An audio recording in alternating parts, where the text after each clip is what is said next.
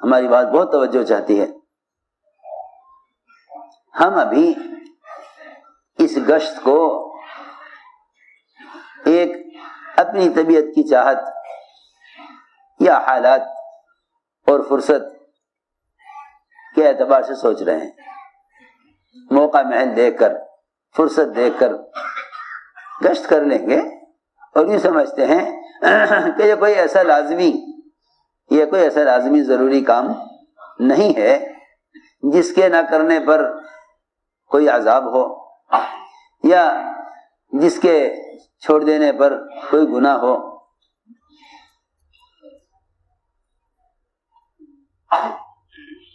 حالانکہ میں عرض کر چکا کہ جو درجہ ایمان کا ہے وہ اس درجے پر گشت کو لاؤ.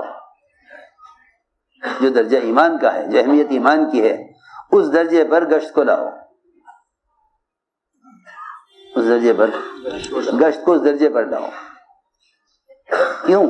اس لیے کہ صحابہ کا گشت ایمان کی تکمیل کے لیے ہوا کرتا تھا. صحابہ کا گشت ایمان کی تکمیل کے لیے ہوا کرتا تھا. حضرت عمر رضی اللہ عنہ کا یہ فرمانا کہ میں تمہیں ایمان کے حلقوں پر اس لیے جمع کرتا ہوں تاکہ میرے ایمان میں زیادتی ہو. بس اتنی بات کافی ہے اس کو سمجھنے کے لیے کہ تبلیغ میں جو گشت ہے وہ صحابہ کرام کی صحابہ سے ملاقاتیں کر کے انہیں ایمان کے حلقوں پر جمع کرنا، یہ ان کی ایمان کی تکمیل کا سبب ہے اور یہی ہمارے اور امت کے قیامت تک ایمان کی تکمیل کا سبب ہے. معلوم ہوا کہ یہ گشت اور ملاقاتیں اور فرد کی خوشامد کر کے اس کو اس کے ماحول سے نکالنا یہ ایمان کی تکمیل کے لیے ہے. یہ تھا مطلب قرآن کی اس آیت کا کہ تمہارا ایمان میں کمال جب پیدا ہوگا جب تم بھلائی کا حکم کرو اور برائی سے روکو. میں یہ دیکھ رہا کہ امر معروف و نہی منکر یہ دونوں فریضے صحابہ کرام کے عملی محنت سے بھی ہٹ گئے. اور اس زمانے میں لوگ مختلف آلات اور ذرائع سے دین کی باتوں کے پھیلانے کو سمجھتے ہیں کہ ہم نے امر معروف کا فریضہ ادا کر دیا. میں ایک بات پوچھتا ہوں جیسے معروف و نہی منکر کا فریضہ ہے ایسے نماز کا بھی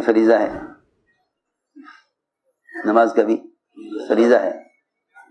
جس طرح لوگ امر معروف و نہی منکر کے فریضے کو خارجی آلات کے ذریعے سے پھیلانے کو اپنی ذمہ داری کا ادا کرنا سمجھ رہے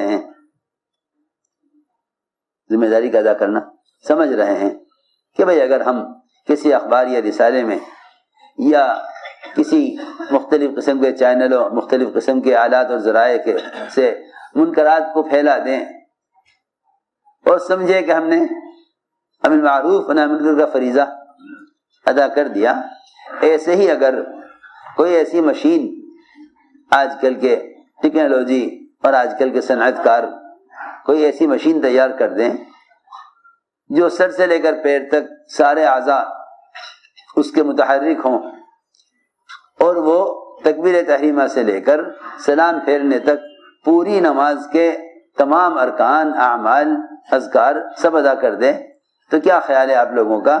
کیا یہ ایک مسلمان کی نماز کے ادا کرنے کا بدل ہو سکتا ہے؟ میری بھی بات توجہ چاہتی ہے. آپ یوں کہیں ہم تو کہاں تک پڑھیں گے نماز، تھکے ہوئے ہیں. یہ ایسی مشین ہے کہ یہ نماز کے سارے اعمال ادا کر سکتی ہے اور کوئی مشکل نہیں ہے. ایسی چیزیں بن گئی ہیں کہ صحیح رکوع، صحیح سجدہ، صحیح قیام اور اس کے اندر سے آواز بھی آئے، ساری تسبیحات، ثنا، فاتحہ، قرات سب کچھ ہو سکتا ہے. آپ مجھے بتا دیجئے اگر یہ سارے نماز کے اعمال ادا کر دے مشین تو کیا یہ نمازی کی نماز کا بدل ہو سکتا ہے؟ پھر میں پوچھتا ہوں آپ سے کہ جب نماز کے فریضے کے ادا کرنے میں مسلمان کے اپنے جسم کے استعمال کا کے سوا اور کوئی بدل نہیں ہے تو پھر دعوت کے فریضے کے ادا کرنے میں باہر کی خارجی چیزوں کو ذریعہ کیوں سمجھا؟ ہم یار سے پوچھنا چاہتے ہیں۔ پھر خارجی آلات کو ذریعہ کیوں سمجھا؟ بس اس بات کو اچھی طرح پہلے سمجھ لو کہ ہمارے یہاں گشت کا جو موضوع ہے وہ 3 ہیں: ایمان، تعلیم اور نماز۔ ایمان، تعلیم اور نماز، ان 3 فریضوں پر امت کو جمع کرنا یہ ہمارے گشت کا موضوع ہے۔ ان 3 فریضوں پر امت کو جمع کرنا یہ ہمارے گشت کا موضوع ہے، کیونکہ بنیادی فریضے 3 ہیں: ایمان، علم اور نماز۔ بنیادی فریضے 3 ہیں: ایمان، علم اور نماز، اس لیے کہ یہی وہ 3 فریضے ہیں کہ اگر ہم نے امت کو ان 3 فرائض پر جمع نہ کیا تو امت مرتد ہوگی، پکی بات ہے۔ امت کی ارتداد کا سبب ہی یہی ہے کہ امت علم، ایمان اور نماز پر قائم نہ رہے، یہ امت کی ارتداد کا سبب ہے۔ آپ لاکھ کوشش کر لیں امت کو ارتداد سے بچانے کی، اخبار اور رسائل یہ امت کو ارتداد سے نہیں بچا سکتے۔ اس کی وجہ یہ ہے کہ یہ ایمان اور نماز اور علم پر امت کو جمع کرنے کی عملی محنت نہیں ہے۔ عملی محنت یہی ہے کہ ایمان کی تکمیل کو بنیاد بنا کر دعوت دے کر لوگوں کو ایمان کے حلقوں میں لا کر جوڑا جائے۔ منکر کے ماحول سے نکالنا منکر سے روکنا ہے، منکرات بتلانا منکر سے روکنا نہیں ہے۔ میری بات توجہ چاہتی ہے، ایک منکرات کا علم ہے، ایک منکرات سے روکنے کی محنت ہے۔ کتابوں میں منکرات کا لکھ دینا یہ منکرات سے روکنا نہیں ہے، اور کتابوں کے اندر معروفات کا لکھ دینا یہ معروفات پر امت کو لانا نہیں ہے۔ کتابوں کے اندر منکرات اور معروفات کا علم ہے، کتابوں میں منکرات معروفات کا علم ہے، کتابوں میں منکرات معروفات کا علم ہے، یہ کوئی عملی محنت نہیں ہے۔ عملی محنت یہ ہے جس کو امام محدث ابو ہریرہ فرما رہے ہیں کہ تم لوگوں کے پاس خود چل کر جاؤ اور انہیں منکر کے ماحول سے نکال کر اپنے ماحول میں لاؤ اور ان کے دل میں اسلام کی رغبت پیدا کرو۔ اگر تم یہ کرتے ہو تب تو تم خیر امت ہو۔ تو میں نے عرض کیا کہ سب سے پہلے اس پر غور کیا جائے کہ حضور اکرم صلی اللہ علیہ وسلم کا منکر سے روکنے کا میں آپ کی سنت کیا ہے۔ جیسے میں نے عرض کیا کہ ہم اس بات کو سوچیں اور تحقیق کریں کہ نماز کے ادا کرنے کا مسنون طریقہ کیا ہے۔ نماز کے ادا کرنے کا مسنون طریقہ، اس لیے ہم یہ بھی غور کریں کہ منکر سے روکنے کا مسنون طریقہ کیا ہے۔